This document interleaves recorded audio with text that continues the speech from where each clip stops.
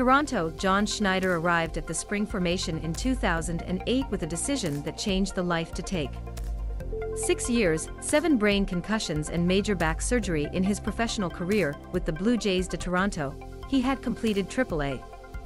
He had enough raw tools, a strong receiver, a talent to climb on the bases, a little pop, that he could continue to grind and perhaps find his way to a cup of coffee in the show. But Voon Chong, his trainer in 2006 to 2007, warned that another blow to the head would be a major problem. Dick Scott, the director of the club farm at the time, suggested a transitional coach in the Gulf Coast League recruit if the 28-year-old was ready to move on. The club thought enough for him for the offer to be held even if he first wanted an outing to continue an opportunity for play with another organization. All the possibilities revolved in the mind of Schneider, and his meager was towards training, which he had already launched during the dead season. "Give me a few days," he told Scott after their meeting. One morning, before heading for a spring match of the minor league against the Rays of Tampa Bay Devil, as he was called, he arrested the manager Gary Cathcart.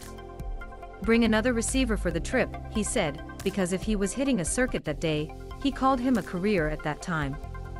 "Haha, okay," that's how Schneider remembers Cathcart's response. Indeed, in his second at-bat, against a left-hander whose name he does not remember, Schneider went deeply.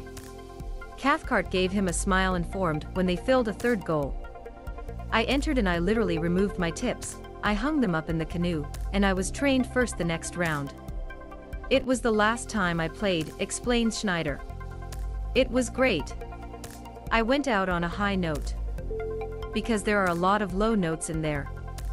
The next morning, rather than sitting in the clubhouse with his teammates and friends, he was in the coach room for his first day as a coach of the Blue Jays GCL, the start of an arc of a career that led to his promotion as an acting director of the club of the Grandes Leagues on July 13.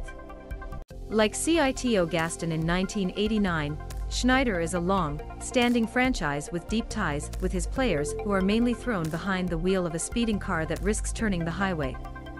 The task for him now, just like for Gaston then, is to ensure that a club built at the factory remains on the right track and accelerates in the playoffs. At 14-8 so far, Schneider has helped bring the Blue Jays back to the road, but the